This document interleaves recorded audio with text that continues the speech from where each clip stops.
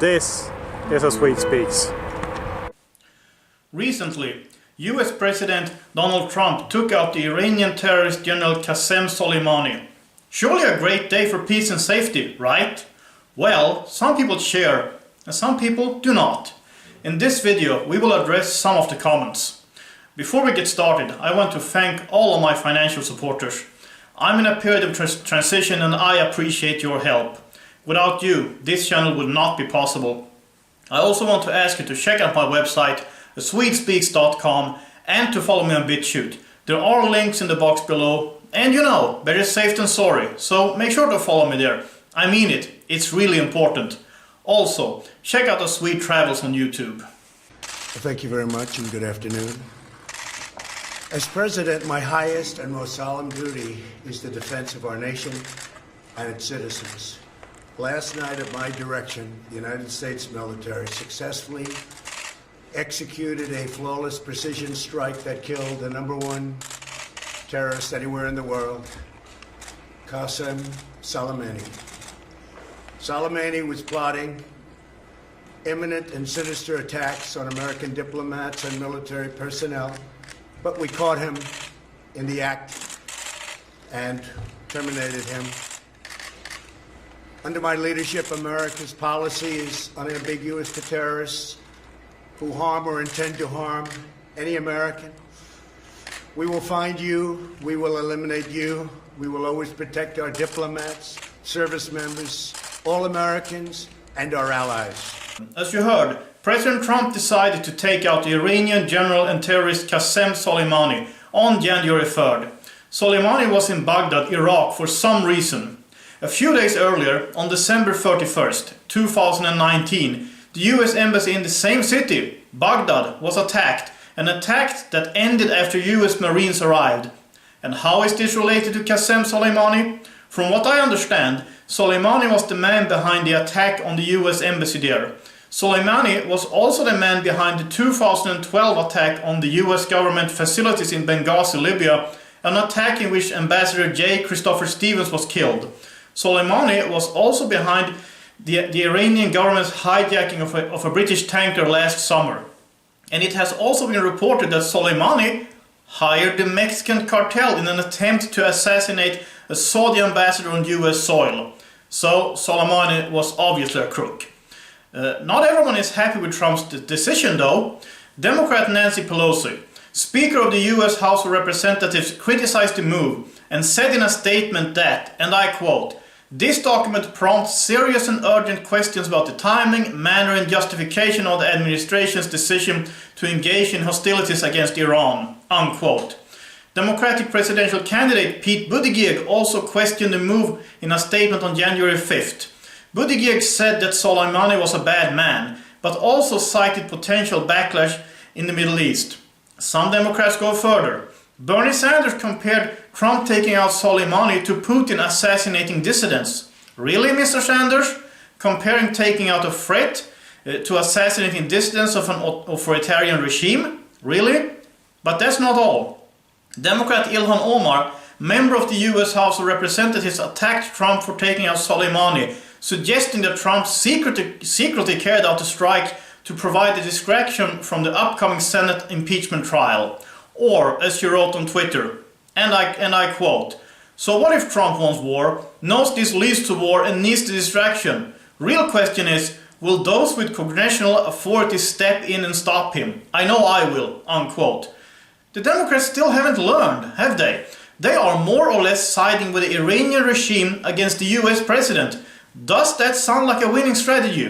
I sincerely doubt that it will help them in the election this year. And these politicians aren't the only ones being unhappy. Actress, author and activist Rose McGowan tweeted, and I quote, "Dear Iran, the USA has disrespected your country, your flag, your people. 52% of us humbly apologize. We want peace with your nation. We are being held hostage by a terrorist regime. We do not know how to escape. Please do not kill us. Hashtag Soleimani," unquote. A terrorist regime? Don't know how to escape? Give me a break. You can move to Canada, to Mexico, to Sweden, to Russia if you so wish. Or maybe to Iran. There are no walls keeping you in the United States. leftist filmmaker Michael Moore tweeted, and I quote, "Hello fellow Americans, do you know this man? Did you know he was your enemy? What? Never heard of him? By the end of today you will be trained to hate him. You will be glad that Trump had him assassinated. You will do as you're told. Get ready to send your sons and daughters off to war," unquote. However, someone named Michael Kudry responded to Mr. Moore and wrote, and I quote, "The man was responsible for over 650 American deaths. He was backed by the intelligence services in Iran. He armed militias operated in Syria, Iraq and Libya and helped orchestrate the Benghazi killings. People who are inclined to politics have known of him since 2011, unquote. An exiled Iranian calling herself Sky tweeted, and I quote, "I'm Iranian by birth. Iranians are happy. Do you realize that this guy was a psychopath? Part of a group that tortured, raped, sodomized its own citizens? Do you have an effing clue? Or do you just want attention? Soleimani makes Harvey Weinstein look like a saint. Let that sink," unquote. So there were some responses to the foolish tweets as well. Donald Trump defended his actions on Twitter, saying, and I quote, "They attacked us and we hit back. If they attack again, which I would strongly advise them not to do, we will hit them harder than they have ever hit before," unquote. Dan Andros commented on the evils of Soleimani, tweeting, and I quote, "How evil was Qasem Soleimani? While in Iraq in 2015, I met this family. The boy laying down had been tortured by Shia militias from Iran. They drilled holes in his legs, among other things too horrible to mention," unquote. So, those were some of the reactions in the United States. How about the reactions in Europe and in Scandinavia? In Molenbeek, a neighborhood in Brussels, in Belgium, there was a rally in favor of Qasem Soleimani. Their poster says, in English, and I quote, "An entire world will avenge you," unquote. There have been some reactions in Scandinavia too. In Sweden, SVT, Sveriges Television, the taxpayer-funded public broadcaster, called Soleimani a top diplomat. However, SVT later said it was a mistake to call Soleimani a diplomat and said that he was a general. SVT made a mistake, according to themselves. Or maybe too many people complained. Who knows?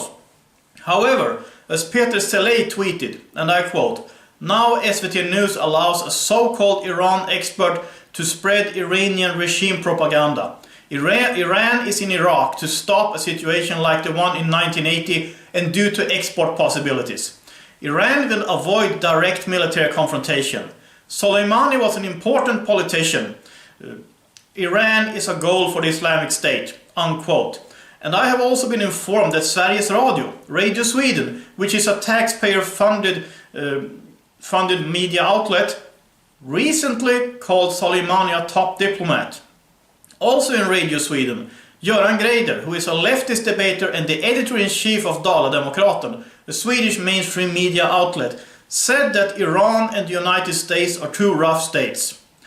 Left party member of Sweden's parliament, Ali Esbati, who is born in Iran and a self-proclaimed atheist, tweeted, and I quote, "A flagrant crime against international law and American, a senseless act which makes life harder for Iranians in general and for reform-minded opposition in specific, and the dramatic increase of the risk of all sorts of violence spirals in the region," unquote.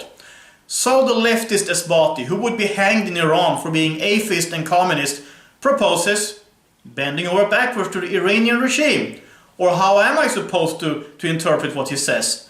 Per Öberg, who belongs to the Nordic Resistance Movement, which is a national socialist organization, tweeted, and I quote, "The United States/Israel has cowardly murdered a hero.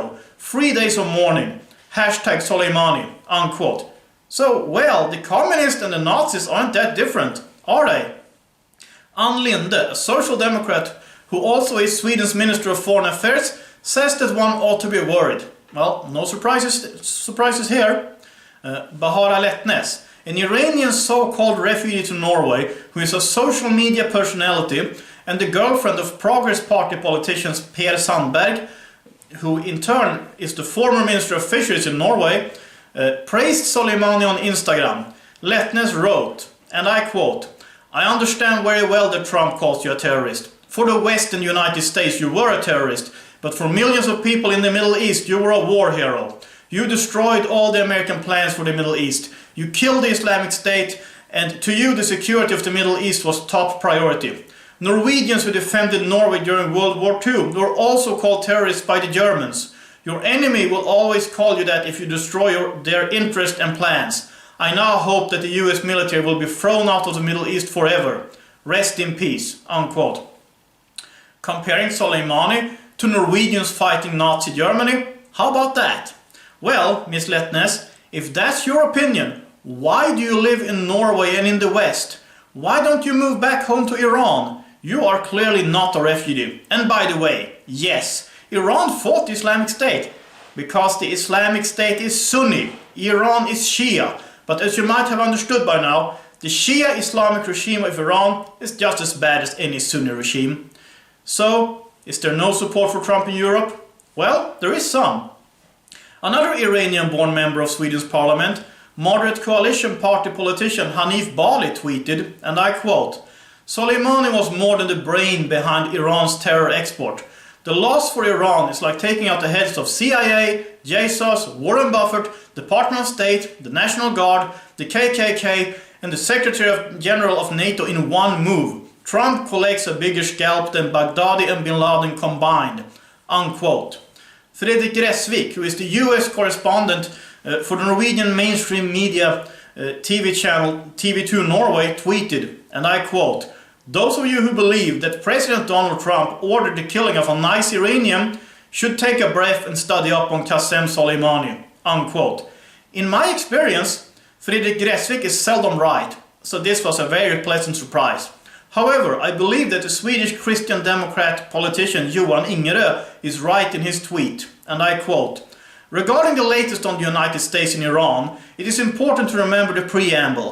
No matter if the United States attacks or withdraws, it is wrong." Unquote. And that explains the reaction from the left and from mainstream media in Sweden and Norway. But who is on Trump's side?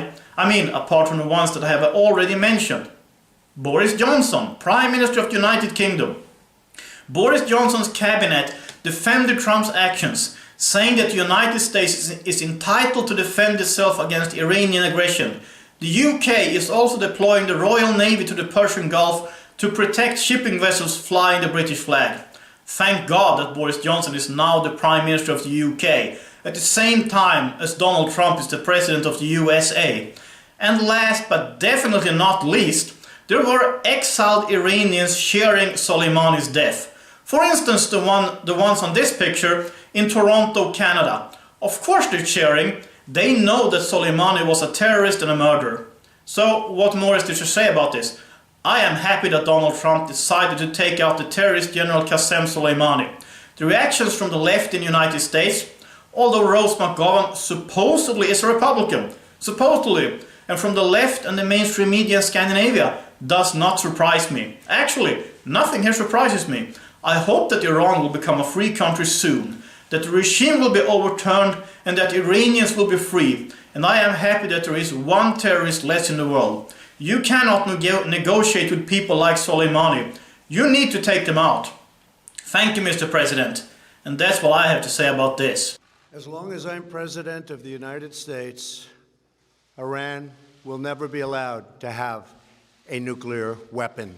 So what do you think? Comment below, and if you like this video, I'd really appreciate any donations. Even $1 makes a difference. If everyone who watched my videos donated $1, it would transform this channel. But if you really can't financially support this channel, I would be very grateful if you would share a link to one of your favorite videos from this channel on your social media, because ad revenue also helps. And it also helps against YouTube's deranking of this channel. Also, make sure to like, subscribe, and hit the notification bell. Most importantly, please pray for this channel, and check out my live stream on Saturday at 5:30 p.m. Eastern Standard Time and 11:30 p.m. Central European Time. And as I said, go ahead and follow the Swede Travels on YouTube. Until next time, have a nice day, thank you for watching, and God bless.